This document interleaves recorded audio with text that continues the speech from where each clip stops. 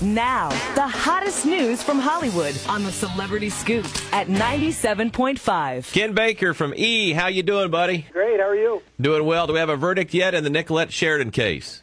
No, we don't. And in fact, we have the possibility that there could be no verdict and we could have a mistrial and they have to do this all over again. The jury, at the end of 2 days yesterday, came back to the judge and said, we just can't decide. They looked exasperated, frustrated, and the judge told them, well, too bad. It's your civic duty to come to some sort of reasonable conclusion to this, and I want you to come back tomorrow and get at it again. So just a couple hours, I'll be heading back down to the courthouse waiting for this jury to hopefully render a verdict. And I think the reason why they're having trouble in this, it's a wrongful termination suit.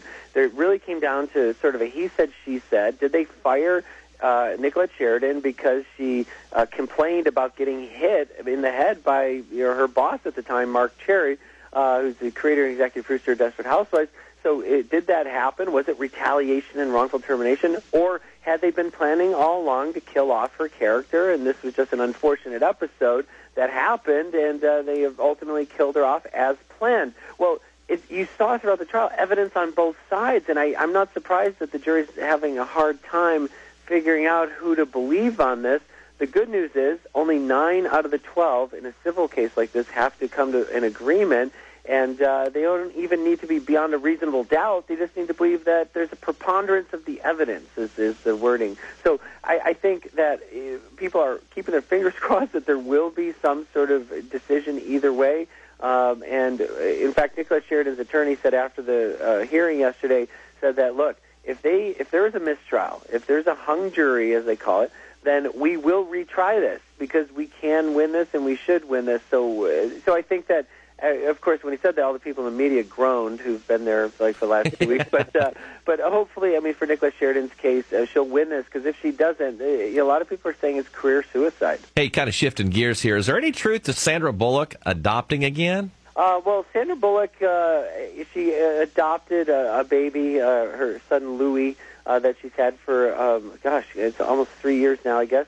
And there was a rumor that popped up on the Internet that she had applied for paperwork to adopt again. Well, we talked to her rep, and her rep said that she has no plans to adopt at this time. And all the sources say to us that she's happy the way things are. She spends a lot of time in Austin, Texas, in L.A. She has her son. She's very happy. Of course, she's a single mom raising her son all by herself, and say that she's happy. So, to my knowledge, no. But with celebrities, you never know what's going on behind the scenes. But to my knowledge, that's just not true. Hey, what's going on with Russell Brand and the iPhone? Well, you were talking about when he picked it up from a paparazzi out of his hand and threw it through a window. We got a mugshot on our Facebook page. Are they going to arrest him, or has he already turned himself in? He did turn himself in. There was a warrant out for his arrest, but he got out, within an hour on $5,000 bail.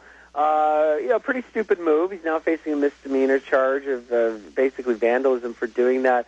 He has apologized for doing it, but he did it with sort of a sense of humor. But I don't know. If you grab my iPhone and you throw it through a window, I'm going to be pretty pissed. How about you? Yeah, I think I would probably press charges.